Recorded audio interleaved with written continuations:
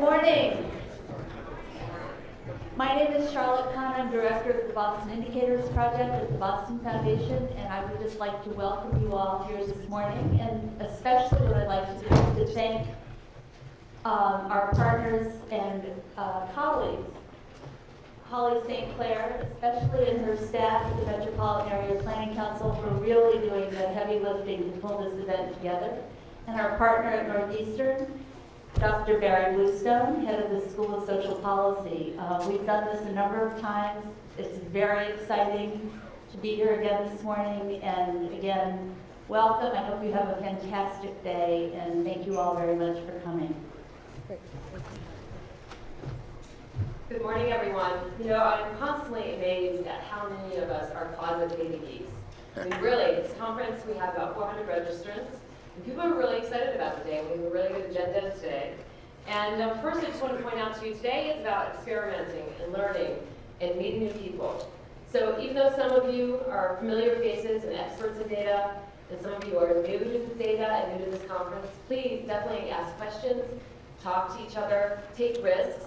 Maybe try tweeting a little bit and mentioning that the hashtag for the event is the number sign, hashtag is the number sign, see, I'm learning too, day to day. So feel free to tweet, try to do some social media, talk to some colleagues, ask some questions. Don't feel like you should know all the answers. There's different roles in the data world, and using data to drive community change takes different people. So some of us are data poets who are really good at telling stories with data. Some of us are really good at programming, and some of us are really good at crunching numbers. It doesn't matter what you're good at. What matters is that you care about data and you want to use it to drive community change. So with that, I'm going to introduce Dr. Barry Bluestone, who's our host today, and he's going to kick off the day. Thanks. Thank you, Holly. Yes. Give it up for Holly. Well, I want to welcome you back to Northeastern for what I think is the third data day here at Northeastern. At least fifth. See, we know our data. It's 4 or 5. And I will be very brief, but I want to invite you all to what is a spectacular day as it has been before, and I think this is going to be the best ever because I've had a chance to look at the program. And I want to welcome you on behalf of Northeastern University, on behalf of the School of Public Policy and Urban Affairs, of which I serve as Dean, and also the Dukakis Center for Urban and Regional Policy.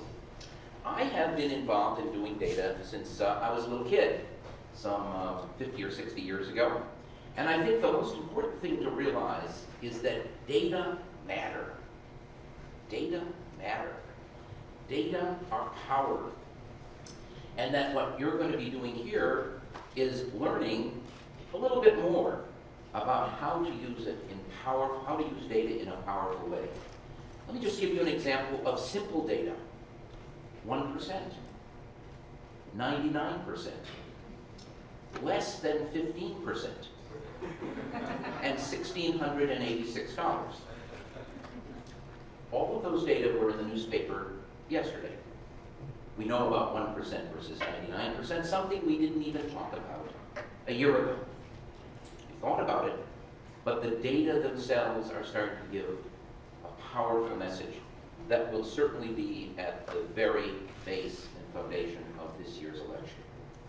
Less than 15%. What am I referring to? Mitt Romney's taxes in 2011. And what do you think $1,686 refers to? It is the current median rent in Greater Boston. It is the highest in Greater Boston history. And what's interesting is that our rent is at the highest level ever when the unemployment rate in the United States is 8.6%. And we have more than 15 million people who are either unemployed or underemployed. 1686 is a powerful number. But what you're going to learn today is how to use data in creative ways. As Holly said, we have data poets, something which I aspire to in my retirement. We have those who crunch numbers, and we have people who take those numbers and find ways to make them sing so that people respond to them. So you are in for a wonderful day.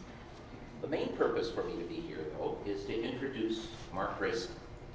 Marc has served as Executive Director of the Metropolitan Area Planning Council for a decade now, since 2002. He's a Boston native, and he served before that as President and CEO of Massachusetts Association of CDCs, of Community Development Corporations, as well as Executive Director of CHAPA, the Citizens Housing and Planning Association. He knows a lot about data and has used it. He also served in the State House from 1991 to 1995 as a representative from Boston and Brookline in the 11th Suffolk District. Earlier in his career, he helped further the development and rehabilitation of affordable housing in the administration of our own Governor Michael Dukakis, a colleague of ours, and for Boston Mayor Kevin White. He holds a master's degree, not from Northeastern University, but from MIT. Marc Draisen.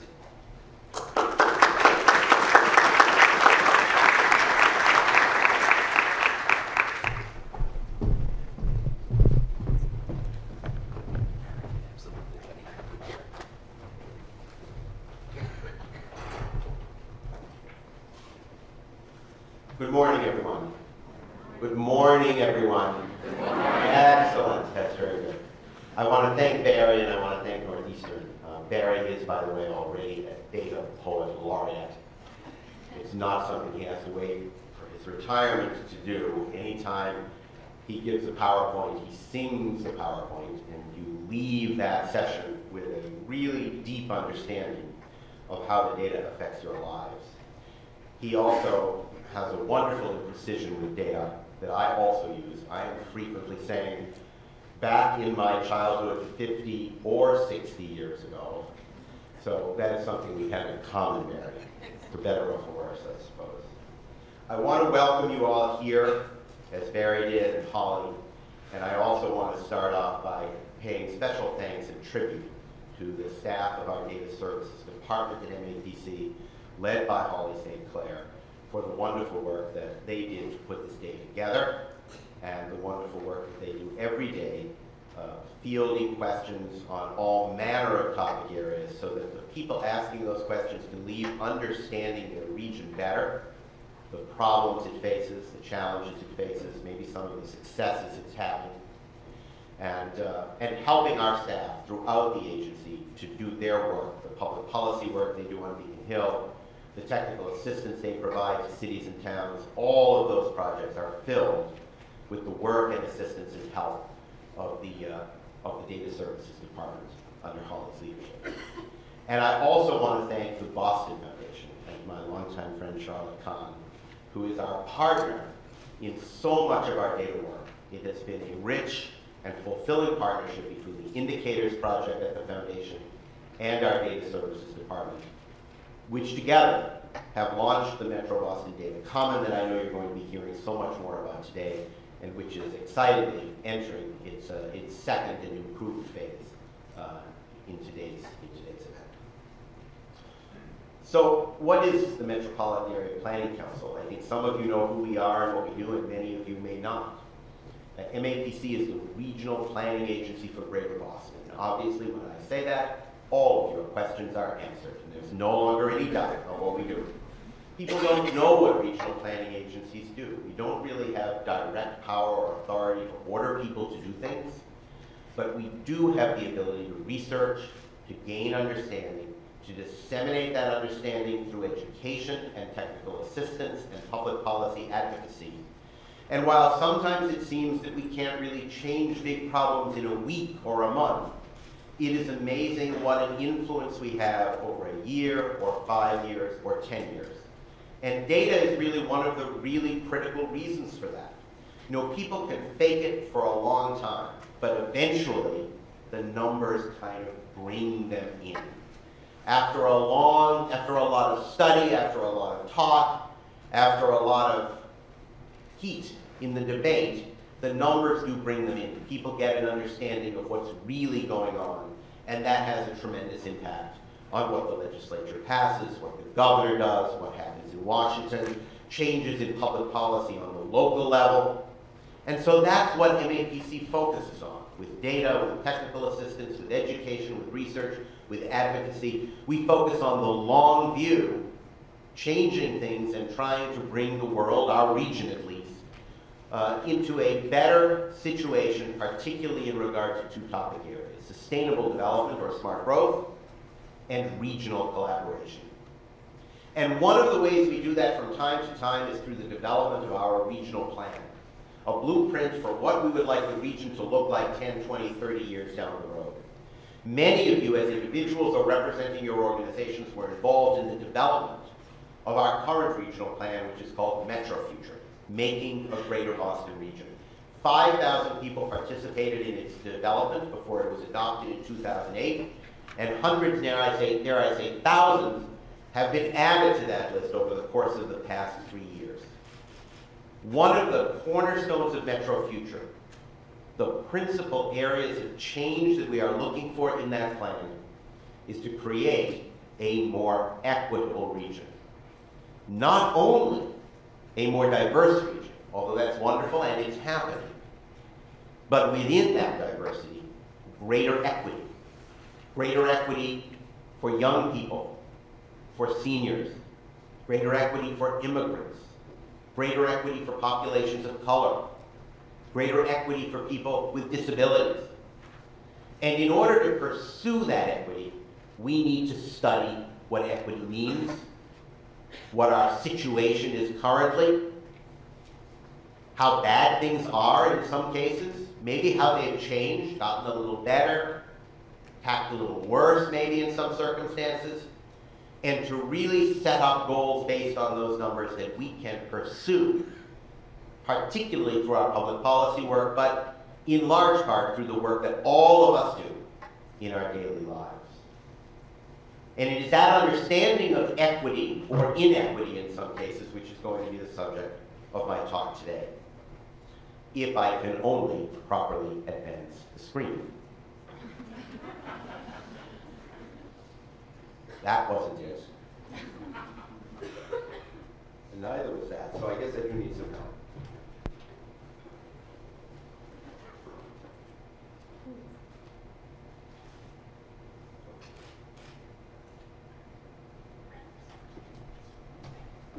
Paula, thank you. So we're going to start with a little bit of a very brief talk about the MetroFuture vision. MetroFuture tried to lay out a vision for the region. What would we like this region to be like in the out year of the plan, which is 2030? I'm not going to read through all of these in detail, but we wanted to be responsible stewards of our resources and our environment. We want to involve more people in making the decisions that shape their lives. Being involved is also as important in some cases as the outcome. We wanted to ensure that residents fairly share in both the costs and the benefit of the region's growth. We support growth and development in the right places and of the right kind, but we recognize that growth has challenges. It has winners and losers. It has benefits and costs, and we want those to be equitably shared. We wanted to create a world-class region that is vibrant, competitive, and connected. We wanted to give people affordable and convenient options for where they live. Barry mentioned something in that regard. Their housing, where they work, and where they play. I might also add where they go to school. And we wanted to build safe, healthy, and welcoming communities to all. Now those are very general topics. I think they're powerful goals, but they're general goals. And under each one of those sort of mega goals, we had about 10 or so more specific goals for a total of 65 goals for the MetroFuture plan. And many of those, including the 4 that are up before you on the screen, related specifically to issues of equity. These are only a sample. I would say altogether there are maybe 50 goals, no, maybe 30 that are focused on issues of equity, but I'll give you these 4. There will be less regional segregation as all municipalities increasingly reflect Metro Boston's growing diversity. Not just the 14 that reflect diversity now, but all 101 in our region. Low-income households will be able to find affordable, adequate, and conveniently located housing. Again, everywhere, not just in a few places where the supply is inadequate. Residents in all communities and of all incomes will have access to affordable and healthy food. And more minority and immigrant workers will have opportunities to advance on the career ladder, to acquire assets, and to build wealth. If you read through the 65 goals, and I know when you get home this evening, you will go to our website, www.metrofuture.org, and you will begin to read one goal every day. I know you're going to do that. You would find many of them focused on issues of equity because we feel that increased equity is so critical to achieving success as a region.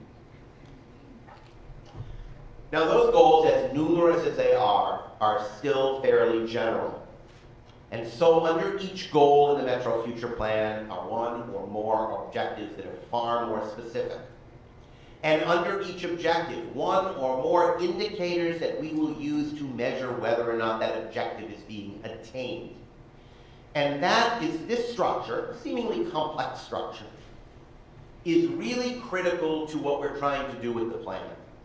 We're not just trying to give people nice, friendly, happy statements about how we would like the future to look.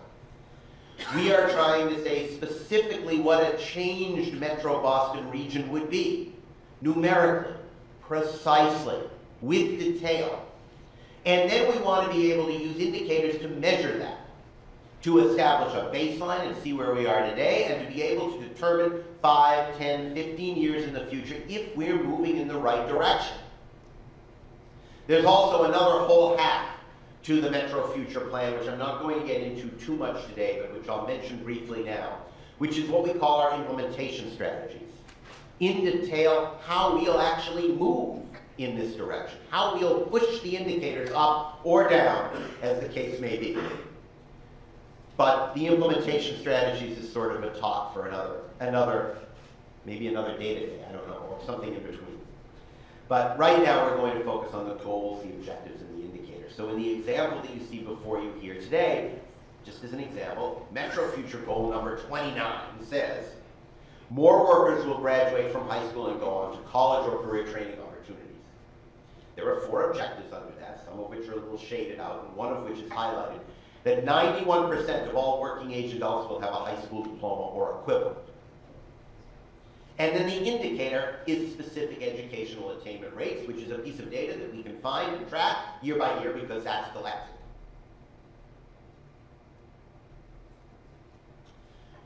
In order to be able to track these indicators, to assess the problem and see if we're making progress, to see if our implementation strategies are having an effect, we need to compose what are called regional indicators reports.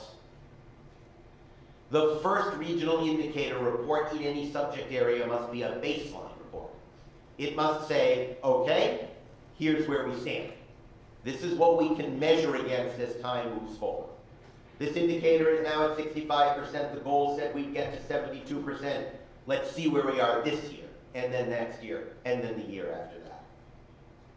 So we start with baseline reports, and then every few years we'll produce indicators reports that measure our progress against that baseline, and which maybe try and look into the question as well of why we might have moved more quickly or more slowly than we anticipated. What's working and what's not working. We decided that our very first baseline regional indicators report would be on the topic of equity. I feel that's a significant decision. We didn't choose transportation or housing. We didn't choose sustainability or prosperity. We chose equity. Because, you know, people who are committed to equity, very often it's there, it's in the list, but it's the last thing after everything else. And sadly, there's a meaning to that. I think people feel it's so hard, it's so daunting, it's so controversial, it makes people so angry and uncomfortable that, you know, we really like to do it. We'll say we want to do it, but kind of right now we have to do something else first. So we decided, it's symbolic but I think significant, that we would do the baseline report on equity indicators first before we did any of the others. In order to do that, we had to decide what equities we're going to measure. Overall, after a lot of discussion, we chose 50 indicators that relate to equity that we were going to measure. And all of those are measured and analyzed on the website for this report, which is www.regionalindicators, all one word, .org/equity. You can find great detail about all 50 of those equity indicators on that site. But we can't put all of them into a report, or the report would be too long and frankly too confusing. So we decided that in the State of Equity report we would focus on 30 of those indicators, and our findings would be explicitly related to how we're doing in relation to those specific indicators. You're not getting 30 today, or you'd be here all day. We're going to go through 10 of them. A little context first. Overall, throughout the region, what we call our regional street is changing tremendously. You can see by looking at these numbers, 2010 census numbers compared to MAPC projections for the year 2030. We expect significant increases in the minority population of the region, an even greater increase in those born in other countries, a slight decline in the number of people under 20 years old, and a dramatic increase in the number over 55. Now, sometimes when people are looking at this, we actually used to use this slide with 2000. Recently, with the census, we changed it to 2010. One very interesting thing to see if you use 2000 is that the minority population has increased even more dramatically between 2000 and 2010 than we anticipated will between 2010 and 2030. So the trend is continuing, but it's actually slowed down a little bit. The region's change in terms of minority population was extraordinarily dramatic during the 10 years 2001 to 2010. People's minds and sensibilities haven't necessarily caught up with that change yet. But this is a region with a significant number of majority-minority communities and neighborhoods, and a tremendous change in the overall demographic heft of minority group populations in the Boston area. Another backdrop, talk about 1% to 99%, is inequality in the region on the basis of incomes. The graph is pretty telling all by itself. The blue line at the top, yes, it's still blue to you, sometimes the screen is different. The blue line at the top is basically the wealthiest fifth of the earners. You can see they're doing very nicely, thank you very much.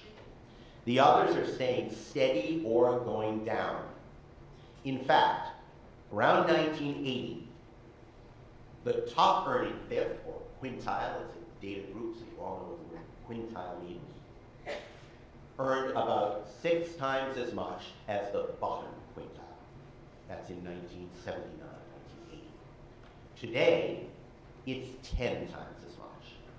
So not only are we suffering from great inequality in terms of incomes, but it is getting worse, it is spreading out. Eventually people realize this, and it of course becomes part of people's experience and part of the political dialogue as it has become so far.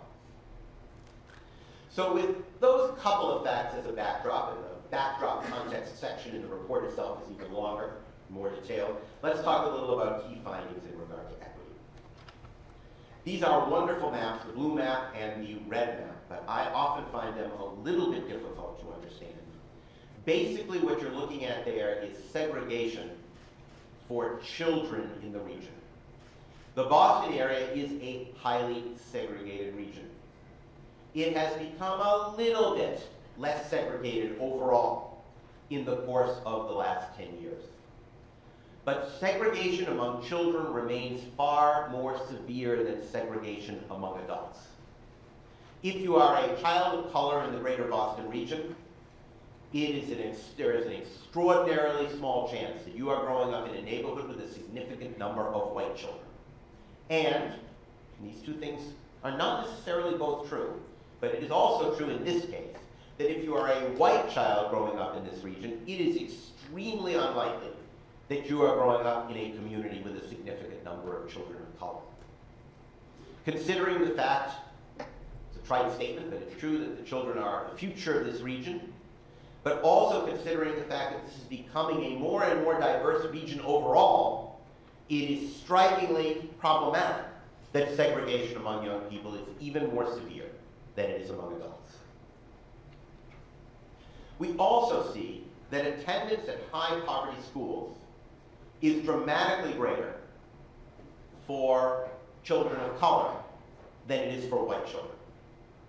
And part of the significance of this fact is that attendance at a high poverty school has a negative impact on performance for all of the children living in that school, even when you take out the factor of income. I think the statistics around low birth weight are particularly striking. Everyone in the room knows that low birth weight is a serious problem in our region, more serious problem in America than it should be, considering our overall state of development. And it has a tremendous impact on children's likelihood to succeed and thrive from a health perspective and a social perspective going forward over time. It is a determining factor literally at birth. Low birth weight frequency varies based on both race and education. People of color, generally speaking, are more likely to have low birth weight children for a whole variety of societal and healthcare reasons. And people who have very low educational attainment are also more likely to have low birth weight children. However, in our region, race trumps education, which is a particularly severe concern. So if you see, I'm sorry, there aren't little arrows pointing to the exact columns, but let me just give you the basic statistic. Oh, let's see. Yes, I'm sorry, I went too fast. There we are. Now you see the arrows on those two columns, one on the red and one on a purple column. What that basically indicates, the fact that that purple column is higher than the red column, indicates that an African American woman with a college degree is still significantly more likely to have a low birth weight child than a white woman who has only graduated high school. So again, we see this disparity that has a tremendous impact on the future generation, as well as obviously the women who are giving birth. One of the predictors of low birth weight is asthma hospitalization. Because although asthma results from many, many different factors, we know that it is also correlated with the birth weight of the infant. And so it is perhaps not surprising that we see there are some communities in our region like Boston and Revere where the rate of asthma hospitalization for young people is 11 times greater than it is in communities with the lowest rate of asthma hospitalization. The educational arena is an area that we looked at very closely and very carefully. It's less surprising than perhaps some of the other statistics I presented because people talk about this issue a great deal. But nonetheless, it's important to see just how dramatic the issue is. In fact, the dropout rate for Latino students is over 3 times what it is for white students and Asian students in the greater Boston region. So we are not talking here about minor disparities which could be changed by a few small public policy actions in 4 or 5 years. We are talking about a dramatic, serious, long-term crisis that we must find dramatic ways of dealing with. And that too, just like low birth weight translates into asthma hospitalizations, the dropout rate from high school contributes to labor force participation. Nearly 90% of college graduates in our region are active in the labor force, but only about 65% of residents without a high school degree are economically active. So completing high school on time, completing high school at all, or getting your GED is enormously impactful in terms of your ability to earn a living, to support yourself and your family going forward throughout your life.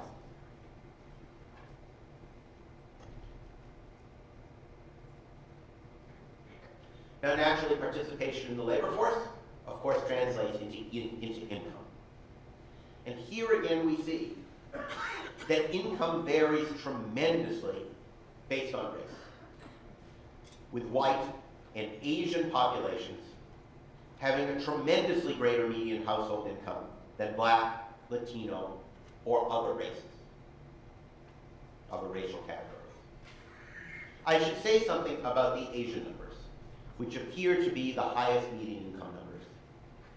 Our research, and it is well known in the work by other researchers, indicated a bifurcation or a division in the Asian population that is worth noting. While many do earn high incomes and have had tremendous success from an educational perspective that leads to those higher incomes, there is also a particularly recent immigrant population and immediate next generation within the Asian community where precisely the opposite is true, and where incomes have a greater parallel to those of other people of color within the region. And so simply looking at the single bar is not a sufficient or a complete explanation of the demographic circumstances.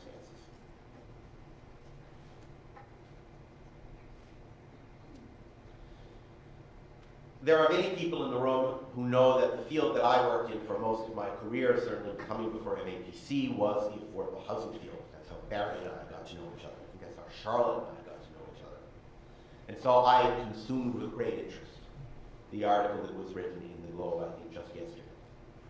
There are many people who are telling us, oh, we have lots of foreclosures, there's a lot of housing, we don't need any more housing, which we don't. To be perfectly honest, when I travel to those communities in our region, particularly in the outer suburbs that tend to be resistant to housing growth, I hear this very frequently. They say, oh, you always complained there wasn't enough housing, and now look what happened. We had too much housing. The foreclosure rate is up, we should stop building, we were right all along. But you were not right all along. There is a reason why our foreclosure rate is so low here, thankfully. But perversely, one of the reasons for that is that we don't actually build a tremendous amount of housing in the greater Boston region.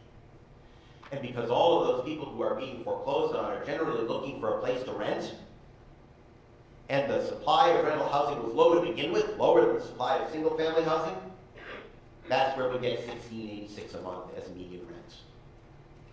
So the supply issues continue to be a tremendous concern. And those supply issues translate into price issues. The chart that's before you indicates affordability or unaffordability of housing. And a dramatic fact that I think is worth noting is that this chart shows that about 160 households earning less than 50% of the area median income, which is around $46,000 a year, now occupy housing they cannot afford. They are paying such a high percentage of their income on rent that they are unable to meet other basic living needs. All of us should keep in mind that the production of housing, and particularly efforts to ensure the supply of affordable housing, is a critical equity issue, without which people find it extraordinarily difficult to climb the ladder economically in other ways. There are many statistics in our study that relate to senior citizens, but one that I find particularly interesting relates to grandparents who are living in poverty. Increasingly, there's an increasing demographic in our society, particularly but not exclusively in communities of color, where grandparents are the primary adults raising children in their household. And because this is a growing demographic and important in terms of the future of those young people, we felt it was important to take a look at it. And it indicates that if you are responsible for raising grandchildren, you are far more likely to be living in poverty than if you are not responsible for raising your grandchildren. And there are a variety of feedback loops why that might be true. And we feel at MAPC that we need to pay attention to this group, because as I said, it's growing and it's incredibly important to all of the folks in those somewhat different but critical families.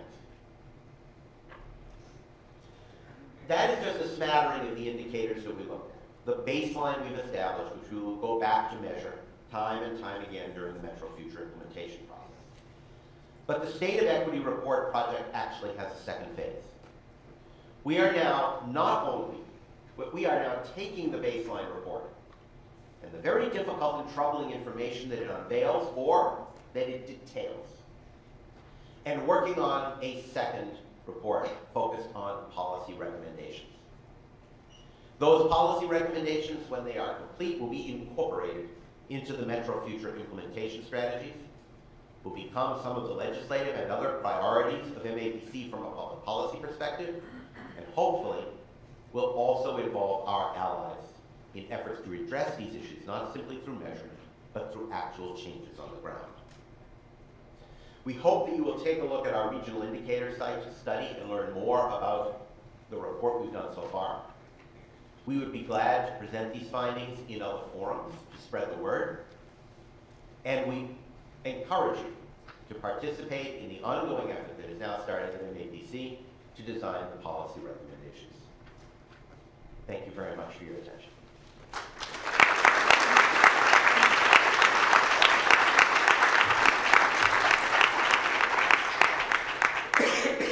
Holly tells me we have a little time for questions or comments, if anyone is so inclined.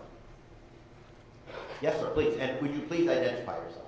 I know who you are, but not everybody. Olson, in terms of the bifurcation of Asian population, was there any further work done in terms of country of origin or heritage of origin? So Holly is shaking her head, which apparently indicates she knows the answer. No, I'm sorry, I'm trying to get the microphone to Paul. And you know, I do want to say something before I begin, or before we answer that question, which I neglected to say, which is this: I get up here and I do the PowerPoint. I didn't do the work. All of the work on the regional indicators report was done by members of our staff, but led by Mariana Arcaya and Jesse Groven, who are the authors of this report. And I don't know if they're in the room today. They may not be, but I do want to congratulate and thank them. And you mentioned the bifurcation, and not just in that, but in terms of other data that you're dealing with. Was there any further cross-reference by country or culture of origin? I don't know the answer to that question, but we could certainly, you could check with either Jesse. I think Jesse would be the right person to speak to. My feeling is it might have been difficult to get down as specifically as country of origin, but it may have been possible to divide more recent immigrants within the Asian population from those who have been here for a longer period of time. That I think and possibly on the regional indicators website would indicate. Yes, sir. Mike Manning, Town of Nahant. Along that same line, on that bifurcation, I guess I was kind of surprised when I heard you say that there was that bifurcation, because the data shows not just the mean value as the bar, but also the standard deviation, or what I took to be the standard deviation as the difference bars at the top. And I would have expected, if there were bifurcation, that standard deviation would be very large, but it didn't appear to be that much larger than any of the other communities. Could you or the authors address that point? I would say that when every town manager in the region understands standard deviation, I think most of our problems will be resolved, probably. And Mike, there was a time that I did, but I'm afraid it has passed. So again, I think that's not really an issue that I can speak to now. I don't know, Holly, if you can. Okay, Holly can speak to it.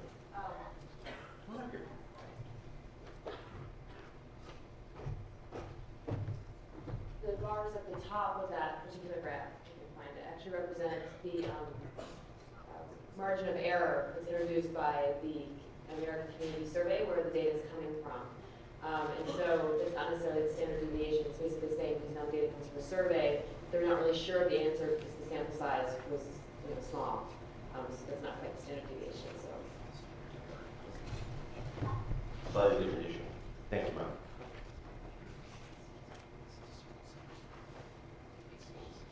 Hi, my name is Chen-Chi Huang. I'm with the Asian Breast Cancer Project. And I was at the Health Disparity Council meeting yesterday, and they had a presentation, well, they had some result from the 2011 Boston Health Report. And in it, there are, limited data on the Asian population. And, I was told that when they're doing the research, the survey, the only language that they're using is English, Spanish, and Portuguese. So my question is that when you're doing this kind of survey, when you started to collect the data, immediately you're kind of exclude, like in Boston, I think that 70% of the Asian population are foreign born. So I just don't know how we can use the data to drive the community change, especially when a lot of time when we go to the funder and they say, show us the data, we don't have the data because there's no resources to begin with. No, you're absolutely right about that. Now, I want to emphasize that that there is not a single data point in our work where we conducted the survey. I wish we had the resources to do a lot of surveying on our own, but unfortunately, 99 times out of 100, we can't do the primary research. We have to rely on the data that is provided by other sources. And we collect and mine and interpret and analyze that data, and we're always in search of new data sets. We have what we call our 10 most wanted data sets, and it's always 10. If we get one, we just add another one. But I will say this, one of the issues that MAPC has definitely recognized is the collection of data without adequate translation, without adequate resources from a linguistic perspective. It's one of the reasons that, for example, when we developed what is now called community planning with Emerson College, and we tried to create sort of a gaming, computerized online planning environment for the Chinatown community, that we took language issues into account there. And we are always telling the folks who are doing the collection, the federal level or the state level, that resolving the issue of language is incredibly important to getting meaningful data. So while admittedly we haven't solved the problem ourselves by any means, we are totally aware of the problem and very forceful in discussing it with the parties who are actually doing the collection. Maybe a couple of more questions. Yes, sir. Hi, my name is Guido Stein. I'm with Applied Geographics, and I guess my question is about the data itself. And if this, you showed us lovely graphs, and I'm wondering if you have a display for them in other ways, such at the zip code, neighborhood, town level, and if that's something you're also sharing with your report. Well, I might ask Colleen in a moment to comment on this. One of the things I know is that many of the sources of data that we provided cannot accurately get down to that level. Some can, but some can't. This is a term that I get from Charlotte. And yes, there she is. That I didn't know before we started talking about it several years ago, which is that whenever possible, we try and nest data. We try and have the same information for the neighborhood, for the municipality, for the region, for the state, for the nation, whenever we can. But with some of the sources of data, this is especially true with the American survey, American Community Survey, that it's just not accurate enough down to the lower level. Holly, do you have anything you want to add there? Just that we more available data. There is more information about all of these data points available on the Metro Boston Data Common or on the regionalindicators.org website. And I think generally if it is available at the lower levels, we probably provide it or say how to get to it. And if it isn't for a particular data point that you're interested in, then you can always call the Data Services Department and we can let you know if it's available. A couple more. Please, I think right behind you here, this lady. Oh, put your hand up. My name is Elena K. Sheets from NeighborWorks America, and my question is that as we move forward in translating these data points into policy recommendations, what do you think will be the greatest challenges in terms of implementing the policy recommendations that are derived from these data sets?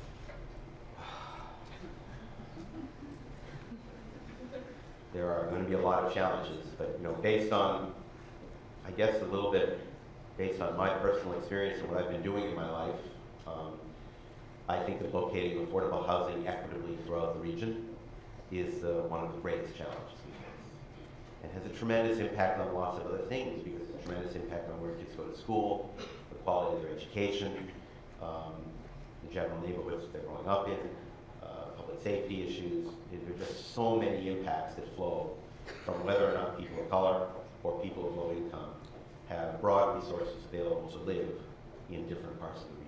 That is a very, very huge challenge here in other parts of America as well, but it has proven to be particularly resistant to change in Greater Boston.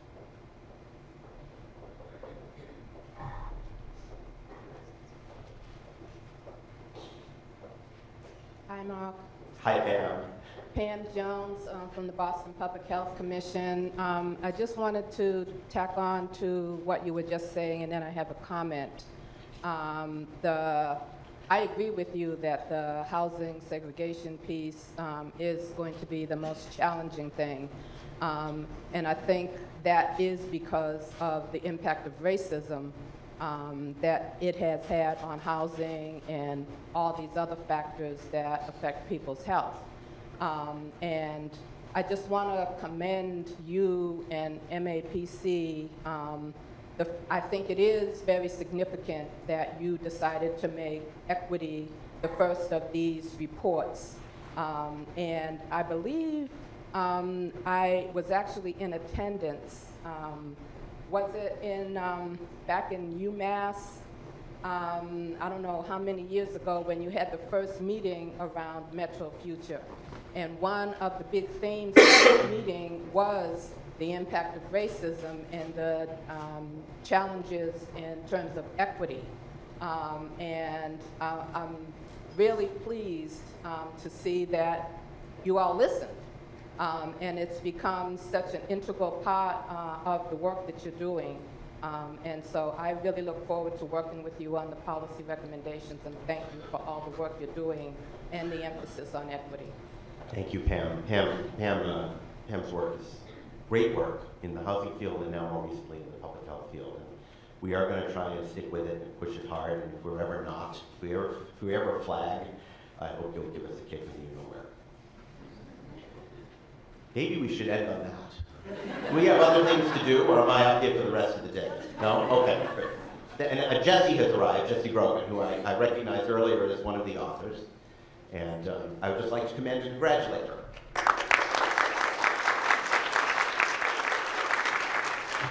Thank you very much.